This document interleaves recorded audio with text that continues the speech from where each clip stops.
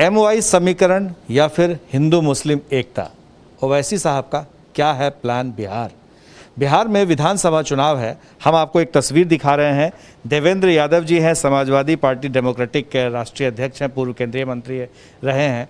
आप ओवैसी साहब के साथ आ रहे हैं, आपको डर नहीं लग रहा है? इनको सांप्रदायिक पार्टी कहा जाता है, सांप्रदायिकता के प्रतीक कहे जाते हैं। जो कमज़ोर आदमी होता है उसको डर होता है, जो मजबूत आदमी है विचारों से, सिद्धांत से, वसूल से, क्योंकि वसूल अब हाशिए पर ले गए हैं लोग।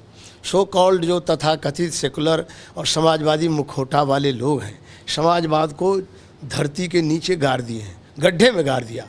हम और ओवैसी साहब मिलकर समाजवाद को धरती से ऊपर उठा देंगे। ऐसा नहीं लग रहा है कि जैसे शाहनवाज हुसैन साहब बीजेपी में है, उसी तरह से ओवैसी साहब आपको लेके आ गए? ओवैसी साहब एक सेकुलर, ज़हनी तौर पर एक सेकुलर चेहरा है देश में। सर्टिफिकेट दे रहे हैं? सर्टिफिकेट मैं दे रहा हूँ, मजबूती से दे रहा हूँ। मैं तो किसी से डरता नहीं। पार्लियामेंट के अंदर मैंने कहा था कि ज़हनी तौर पर सेकुलर लोगों को खोजना होगा देश में यदि संविधान बचाना है तो। ये जवाब ले लेते हैं। आपको तो इन्होंने सर्टिफिकेट दे दिया कि आप सेकुलर हैं। देखिए, हम देवेंद्र प्रसाद साहब को जब हम 2004 में पहली मर्तबा MP बनकर सांसद गए थे, हम जब से उनको जानते हैं और उनके सोच से, उनकी आइडियोलॉजी से और उनका कमिटमेंट से हम वाकिफ़ थे।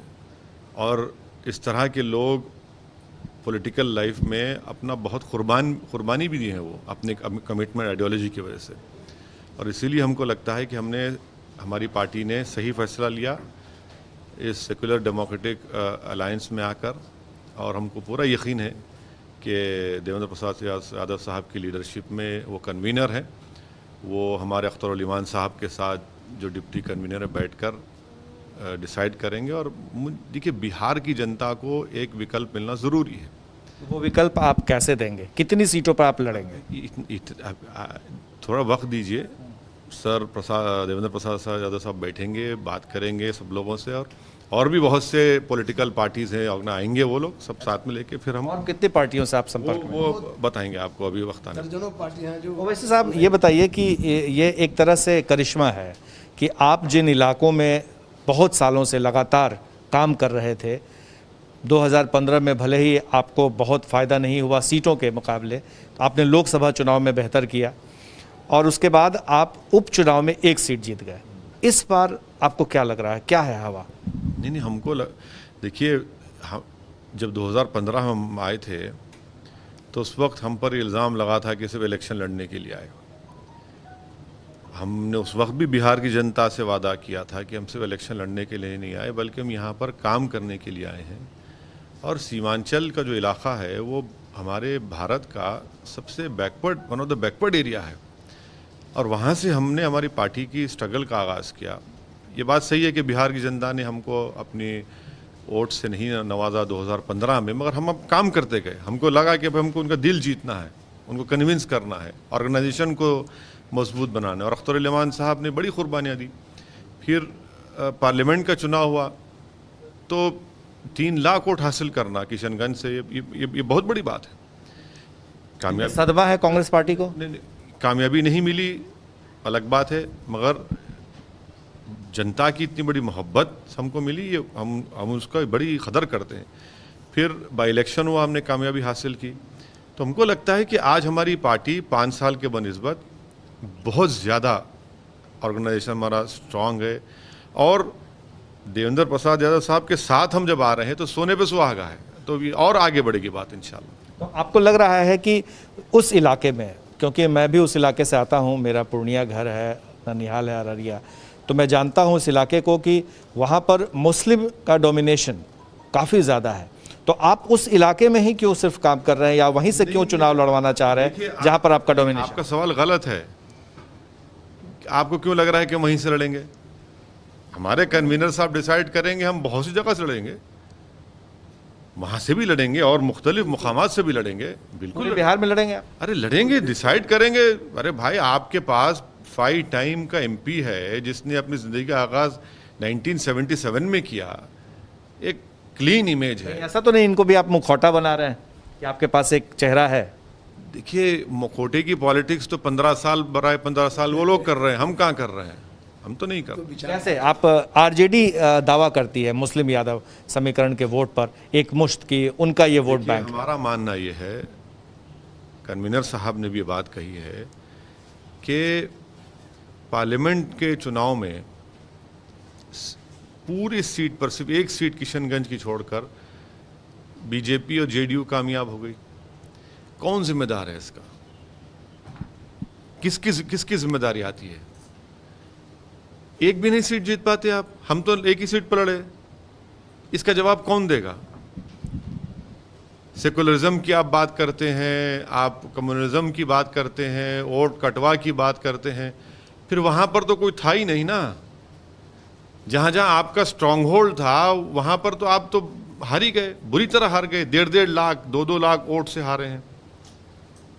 और फिर ये सब चीजें सामने है, इसलिए बिहार की जनता के सामने एक बिहार की जनता की अंदर की दिल की तड़प है कि भाई हमको निकालिए। घुटन महसूस हो रहा है उनको कि भाई कुछ तो ऑप्शन हो हमारे पास। आप कैसे निकालेंगे? तो वही तो हम कह रहे हैं कि बिहार की जनता की दिल की तड़प है, ये तमन्ना है कि भाई हमको एक तीसरा विकल्प हो, ऑप्शन हो। और इंशाअल्लाह ताला देवेंद्र प्रसाद यादव साहब की क़यादत में हम वो ऑप्शन देंगे और जनता के सामने जाएंगे, उनकी बात करेंगे। और हमको यकीन है कि जनता हमको हमारी उनकी मोहब्बत से हमको क्या आपके कोई चीफ मिनिस्टर के भी उम्मीदवार होंगे? अभी तो शुरुआत हुई है, आप देखते जाइए आगे आगे होता है क्या। मैं वही सवाल कर रहा था कि क्या आगे ऐसी प्लानिंग अभी ठहरिए, अभी तो बताएंगे आपको। आज तो हमारा होगा जरूर। अरे भाई, जब जंग जीतने के लिए उतर रहे हैं मैदान में तो यकीनन पूरी कोशिश की जाएगी, हर एतबार से कोशिश की जाएगी कि हमारे कैंडिडेट्स पहले सर डिसाइड करेंगे, अख्तर भाई डिसाइड करेंगे, उसके बाद ही फैसला होगा। एक सवाल है कि आपको बिहार में एक तरफ कह रहे हैं कि 15 साल जेडीयू और बीजेपी और दूसरी तरफ लालू और कांग्रेस पार्टी, इन दोनों के बीच में आप अपने आप को कहाँ देख रहे हैं? इन दोनों से आगे देखते हैं, अब आगे हैं इनसे हम। क्योंकि इसलिए कि दोनों का रिकॉर्ड सामने है, आईना हो गया इनका, आईना दिखा दिया, देख लिया कि भाई आपने 15 साल में क्या किया, आपने 15 साल में क्या किया, सब देख लिए बिहार जनता। इसलिए हम समझते हैं कि ये आज हमारा ये ऐलान बहुत बिहार जनता के लिए फ़ायदेमंद होगा, उनके हक़ में इंशाअल्लाह ताला बहुत बड़ी कामयाबी होगी। एक सवाल ये उठता है, लोग अमूमन उठाते हैं आपके बारे में, ओवैसी साहब आपके बारे में, कि आप एंटी हिंदू हैं, हिंदुओं के खिलाफ आप बात करते हैं और इससे फ़ायदा जो है वो बीजेपी को हो जाता है। क्या बिहार चुनाव में ऐसा कुछ होगा? नहीं, आपका सवाल गलत है। मैं आपसे चैलेंज कर रहा हूं कि मेरा कोई एक बयान बता दीजिए जहां पर मैंने किसी समाज के खिलाफ का, एक बता दीजिए। चलिए, एक परसेप्शन तो बनाया जा रहा है, ये मानते हैं आप? देखिए, अब आप मुकर रहे हैं। मैं आपको चैलेंज कर रहा हूं कि आपके प्रोग्राम में आप दिखा दीजिए कि ओवैसी ने झूठ कहा है हमको। कहा मैंने किसी समाज के बारे में, किसी रीजन के बारे में कहा? बताइए। मैंने तो हमेशा कहा है कि संविधान बाबा साहब अम्बेडकर का बना हुआ संविधान, मैं हमेशा कहा हूँ लिबर्टी, इक्वालिटी, फ्रेटर्निटी, जस्टिस।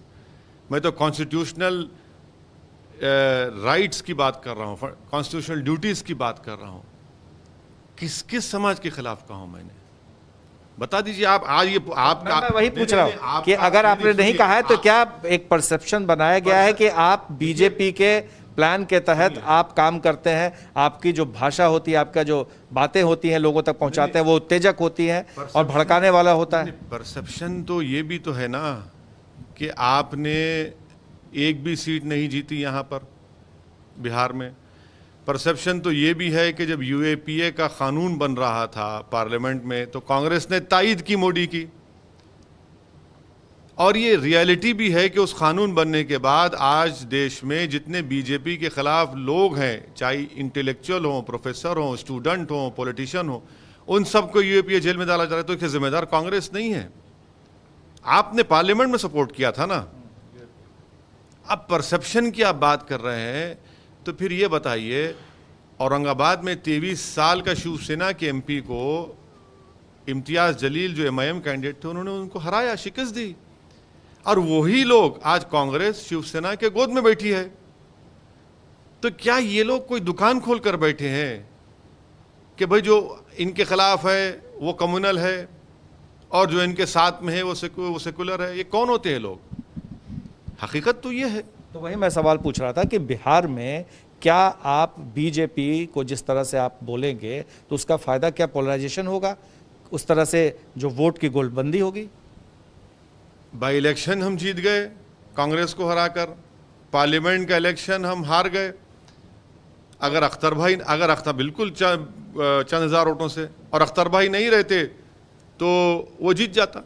तो अब जनता जान चुकी है बिहार की कि भैया ये जेडीयू, बीजेपी, नीतीश, मोदी और यहाँ पर आरजेडी के कितने लीडर हैं नहीं मालूम, एक ही घर में 4-4 लीडर हैं, और जो भी कांग्रेस है, वो बिहार की जनता एक ऑप्शन चाह रही है। बिहार की जनता एक देखना चाह रही है कि एक साफ सुथरा चेहरा काबिल हो जिसके साथ हम जाएं, और हमको लगता है कि देवेंद्र प्रसाद यादव साहब उस पैमाने पर उतरते हैं, और हम पूरी कोशिश करेंगे बिहार की जनता को कन्विंस करने के लिए, उनको राजी करने के लिए, ताकि हमको आशीर्वाद दें और हम आगे बढ़ेंगे। अच्छा, मुस्लिम वोट पर सबका ध्यान है, चाहे नीतीश कुमार हो, वो उसके लिए कुछ ना कुछ कर रहे हैं। मेरे सवाल सुन लिया जाए कि नीतीश कुमार भी उस पर जाते हैं, कुछ ना कुछ ऐसा गिफ्ट देना चाहते हैं चुनाव के समय में। देखिए, सवाल ये है कि बिहार की जनता का सवाल है, सवाल किसी एक समाज का नहीं है। यहाँ पर आपने प्रेस कॉन्फ्रेंस में क्या कहा कि बिहार की जो तबाही और बर्बादी हो रही है कि किस तरीके से कहां तक पहुंचा दिया, तो सवाल बिहार की जनता का है। लालू यादव को आप कहां देखते हैं इस पूरे प्रकरण में, क्योंकि वो राष्ट्रीय अध्यक्ष आरजेडी के बड़ी पार्टी के नेता हैं? हमारी नेक तमन्नाएं उनके साथ है। मैंने सुना कि वो बीमार हैं, अल्लाह उनको सेहत दे दे। उनके बेटे जो हैं उनसे कोई किसी तरह की बातचीत कभी? भाई वो बातचीत वो करेंगे क्या हमसे? वो बातचीत करेंगे तो बताइए। हमारे देवेंद्र प्रसाद यादव साहब हैं, बातचीत करिए। हम लोग किसी से बात करने से नहीं डरते हैं, और किसी के बात से भी प्रभावित नहीं। यादव किसी के बात यादव भी कह रहे हैं कि अब हम किसी के साथ लोकतंत्र में वार्ता करना गुनाह नहीं है, हम तो किसी से भी बात करेंगे। सरकार आतंकवादी से बात करती है कश्मीर में, अब पॉलिटिकल पार्टी जो भी है उससे बात करने में क्यों? लालू यादव से ही बात करेंगे। हम सबसे बात करने के लिए तैयार हैं, हमारा दरवाजा खुला हुआ है बात करने के लिए, कोई मना ही नहीं है। हम तो एक सिद्धांत वसूल को लेकर आए हैं कि आज जो बिहार की तेजस्वी यादव को इन लोगों ने मुख्यमंत्री का उम्मीदवार बना लिया है अपना पार्टी से। अब पार्टी वाला को तो अधिकार है उनको, जिसकी जो पार्टी है उनसे पूछिए ना, हम कैसा बोलेंगे? ये उनके पार्टी का हाँ बिल्कुल उनका मामला है। अच्छा, इस बार की रैली जो है ज़्यादातर वर्चुअल रैली, डिजिटल रैली पर लोगों का ध्यान है, तो आप क्या वर्चुअल रैली के? बिल्कुल करेंगे, टेक्नोलॉजी है तो उसको इस्तेमाल करेंगे, कोशिश करेंगे पूरा। अच्छा, आपका क्या मैनिफेस्टो होगा, क्या एजेंडा होगा? बना के देंगे ना हम लोग में कॉमन बनाएंगे, सब मैनिफेस्टो बनाएंगे, हमारा घोषणा पत्र भी होगा। हम जिस मुद्दे पर लड़ेंगे उस मुद्दा आधारित आंदोलन भी होगा। हम मुद्दा आधारित इशू बेस चाहते हैं बिहार को बनाएं, क्योंकि बिहार मुद्दा से भटक चुका है। भटकाना आज जनता को आसान है और समझाना कठिन हो गया। एक आखिरी सवाल ओवैसी साहब, महाराष्ट्र से। महाराष्ट्र में जिस तरह से राजनीति चल रही है, शिवसेना को के नेताओं पर और कंगना रनौत के भाषा और इस तरह से जो लड़ाई चल रही है, इसके पीछे आप क्या देख रहे हैं? मैं फिल्म इंडस्ट्री का एक्सपर्ट नहीं हूँ, पॉलिटिक्स का स्टूडेंट रहा हूँ, स्टूडेंट ही हूँ, इस पर मैं कुछ नहीं बता। कोई राजनीति चल रही है पीछे से, कंधे पे बंदूक रख के बॉलीवुड के? मुझे नहीं मालूम, मुझे दूर रखिए ये 2 घंटे की पिक्चर से। ये 2 घंटे की पिक्चर है, लेकिन फिलहाल ये सीरियस मैटर है, इसलिए क्योंकि ओवैसी साहब एक उपचुनाव में जीत से काफ़ी उत्साहित हैं और अपने साथ में देवेंद्र यादव को जोड़ रहे हैं, तो कहीं ना कहीं एक तरह से संदेश देने की कोशिश है कि उन्हें सिर्फ अकेला ना समझा जाए, उनके साथ बाकी लोग भी आने को तैयार हैं। और आगे भी देखिए क्या होता है, कैसे ओवैसी साहब प्लान बिहार को एक समुचित दायरा देते हैं और उसको दिशा देते हैं। हमारे सहयोगी शैलेश के साथ Prakash Kumar, ABP news, Patna. ABP news आपको रखे आगे।